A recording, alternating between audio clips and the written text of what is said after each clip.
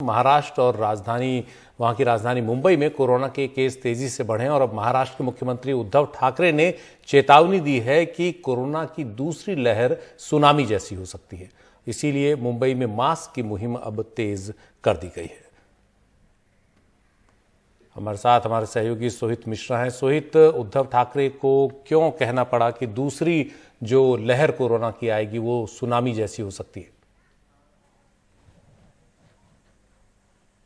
सुशील जी, देखिए, इससे पहले आपको पता था कि 23 तारीख से यानी आज के दिन से मुंबई के भी स्कूलों को खोला जाना था, लेकिन कोविड को देखते हुए जो दूसरे वेव की बात हो रही है उसकी वजह से स्कूलों को अब 31 दिसंबर तक नहीं खोला जाएगा। जिस तरह से हमने देखा दिल्ली और दूसरी जगहों पर मामले बढ़ रहे हैं, उसके बाद से ही कहीं ना कहीं बार बार ये लोगों को से अपील की जा रही है कि आप मास्क पहने, नहीं तो जिस तरह से मामले हैं एक बार फिर से सुनामी जैसे मामले आएंगे। क्योंकि शुरुआत के दिनों में भी जब कोविड शुरू भी हुआ था तब से ही महाराष्ट्र नंबर 1 पर था। हमने देखा था कि धारावी में शुरुआत में कितने मामले थे और फिर उसे कंट्रोल में लाने के लिए कई सारे कदम उठाए गए थे। लेकिन अगर अब एक बार फिर से आदमी वापस इसी तरह से बाहर निकलने लगेगा बिना कारण, अगर मास्क पहने बिना, तो वापस से मामले बढ़ने के चांसेस बढ़ जाते हैं। और एक थियरी ये भी है कि सर्दी के मौसम में भी कोविड के फैलने का खतरा ज्यादा होता है। इसके अलावा कल उप मुख्यमंत्री अजित पवार ने भी कहा कि 7 से 8 दिन में हम तय करेंगे कि आगे किस तरह से बढ़ना है, क्योंकि 30 तारीख तक यानी हर महीने के शुरुआत में या महीने के अंत में आप कहें कि अगले 1 महीने के लिए लॉकडाउन में क्या छूट दी जाती है या किस तरह से होगा वो बताया जाता है। तो अगले 7 से 8 दिन किस तरह के मामले आएंगे उसके आधार पर तय होगा कि आगे किस तरह से आगे बढ़ना है, अगर बात की जाए लॉकडाउन के बारे में और बाकी चीजों के बारे में।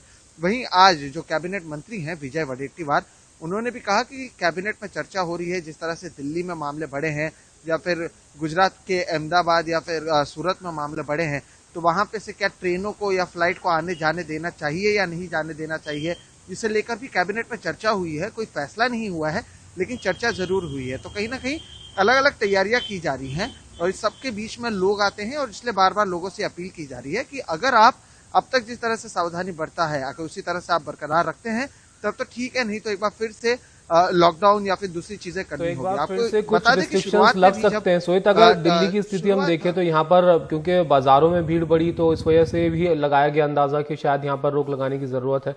मुंबई में किन चीजों को लेकर चर्चा चल रही है? मास्क को लेकर फाइन और बढ़ाया जाएगा क्या? बाजारों को बंद किया जा सकता है? और दूसरी चीज आप ये भी बताइए कि अस्पतालों में वहां पर कैसी स्थिति है?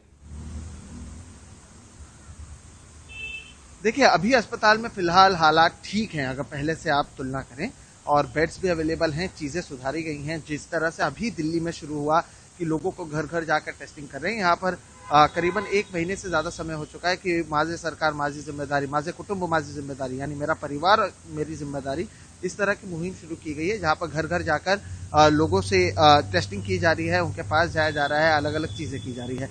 रही बात रेस्ट्रिक्शन की, तो प्रशासन ने अब तक तो कोई रेस्ट्रिक्शन नहीं लगाई है, लेकिन उनका कहना है कि अगले 7 से 8 दिन में अगर मामले बढ़ते हैं तब एक बार फिर से बैठक होगी, यानी कैबिनेट में इस पर चर्चा जरूर है।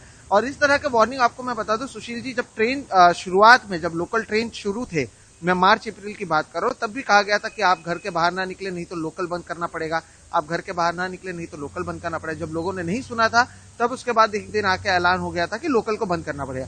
इसी तरह से अब एक बार फिर से कह रहे हैं कि आप एक बार ठीक से मास्क पहने, सोशल डिस्टेंसिंग रखिए, नहीं तो फिर से कड़े कदम उठाने पड़ेंगे।